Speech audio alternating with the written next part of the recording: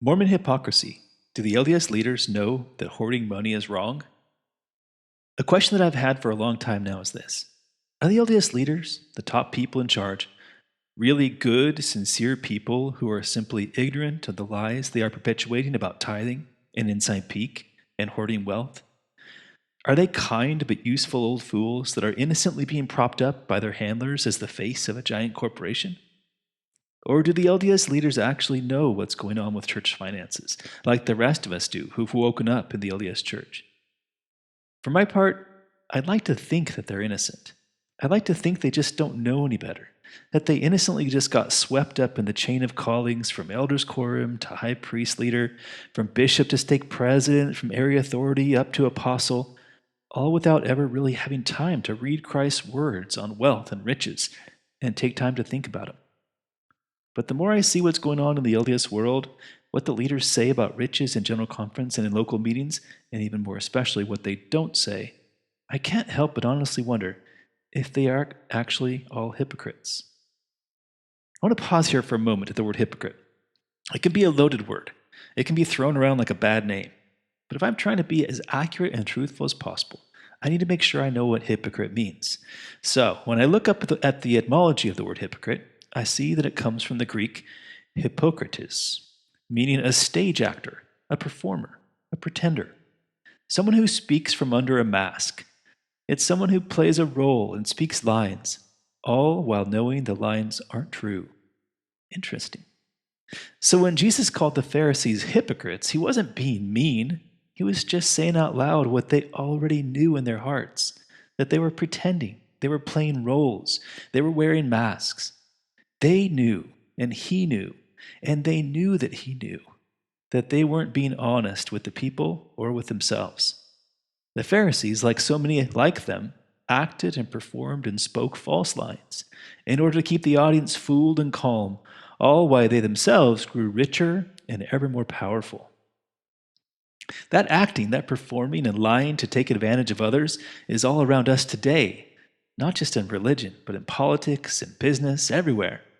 Everywhere that men have a financial incentive or an opportunity to plunder and get gain, there will be hypocrisy. One of my favorite examples is what happened during the 2008 financial crisis, when the big banks knew beforehand that their companies were imploding, that mortgages were collapsing, yet on stage, in front of the cameras, in front of their shareholders, they kept lying and performing just long enough to get their own money out and run.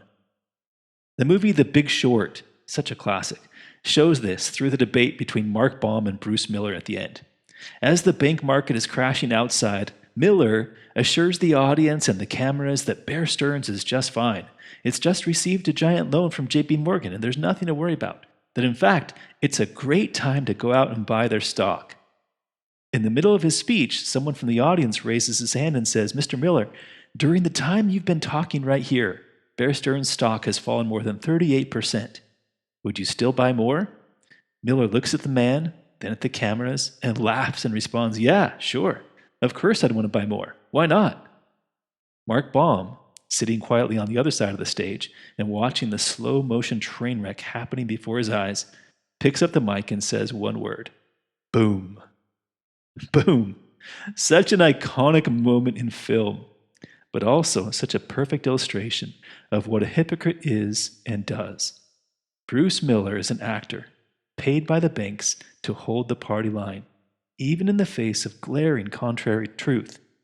He smiles and comforts and profits, and all the while, he knows the ship is sinking.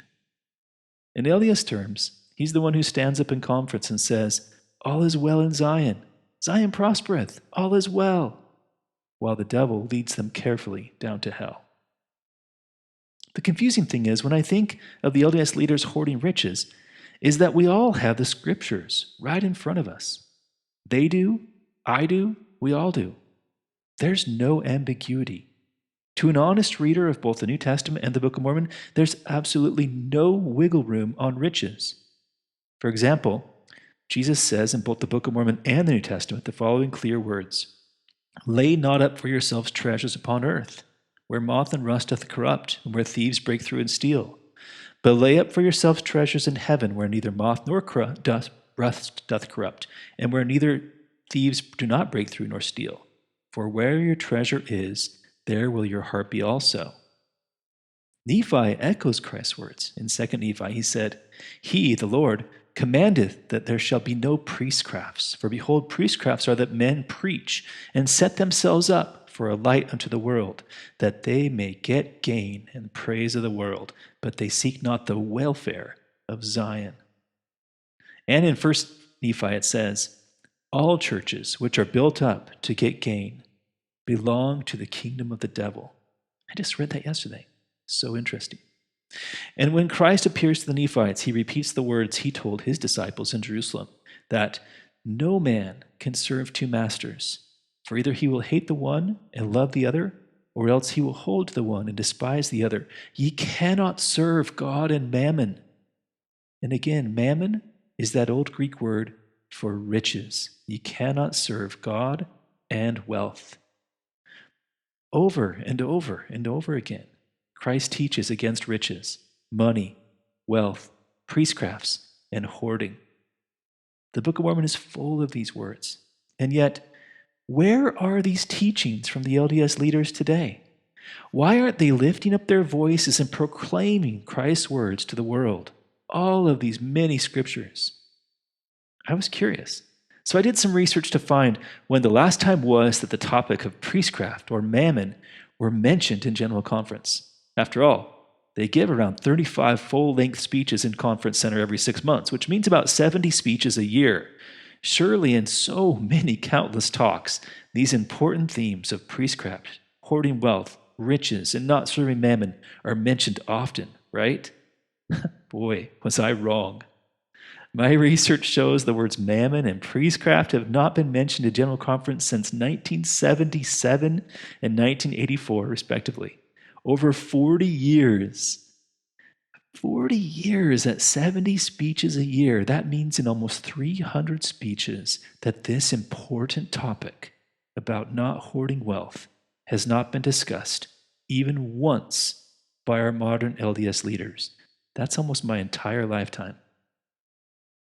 During that same period of complete silence from the pulpit, the LDS leaders have formed the Ensign Peak Investment Fund, created 12 secret shell corporations to hoard their money, spent over $1 billion constructing the luxurious City Creek Mall, amassed an estimated $270 billion in stocks, bonds, and real estate, paid themselves generous annual 6-figure salaries with perks and benefits, and most importantly, kept it all completely secret from the members and from the world.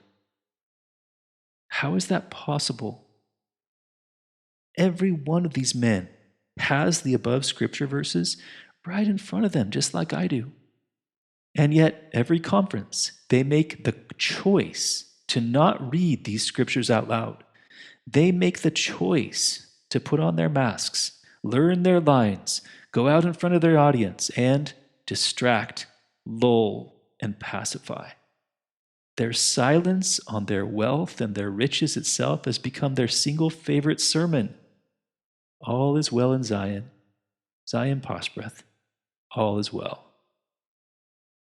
But that silence, that dishonesty, that became a turning point for me. I hate to think about these men, that they're hypocrites. I really do. Throughout my LDS life, I've admired these men. I especially loved President Hinckley. I thought he was the best. He always came across as funny, humble, kind, witty. And so it was really hard for me to believe when I found out that he was the one that started the Ensign Peak Fund. He was the one that authorized the secret shell companies. He was the one that started the construction of the City Creek Mall. I did not want to believe it. And I still don't want to believe it, if I'm honest. Part of me wants to go back in time and not know the truth, like a kid who just found out that Santa isn't real. I didn't want to know. I was happy before. I want to believe that President Hinckley didn't know any better either, that he was a good man, that he was duped by someone, and that when he got to the other side of the veil and looked back, he was just as surprised as I was to find out that all the lies and the hoarding and the secrecy surrounding the LDS Church's wealth was true. And really, I empathize with President Hinckley. And I even empathize with all the LDS leaders today. I've been there. I spent over 40 years of my life as an all-in believer. I sat in the pews. I sang the songs, bore my testimony. I sustained the leaders. I was even a leader myself. I loved the Kool-Aid. But to me, the big difference is when I finally learned the truth about the church's hoard of gold, when I finally found out what the LDS leaders have to already know, I was honest enough with myself and with God to go through my dark night of the soul, to drink that bitter cup, to have my panic attacks. And I had to admit that I've been wrong for my whole life. And then I risked everything I had and everyone I knew and everything I believed to start all over again from zero on a new journey of truth. Why can't they? Why can't they be honest? Why can't they admit they're wrong? Why can't they believe Jesus Christ's own simple words? Why can't they be humble and brave? In the end, the reality is it's getting harder and harder and harder for me to believe that they don't know any better. It's harder and harder for me to make excuses for these leaders, to let them plead ignorance. I can no longer believe that they're innocent because they have all these scriptures in front of them, just like I do. I'm not a rocket scientist. I'm not any smarter than they are.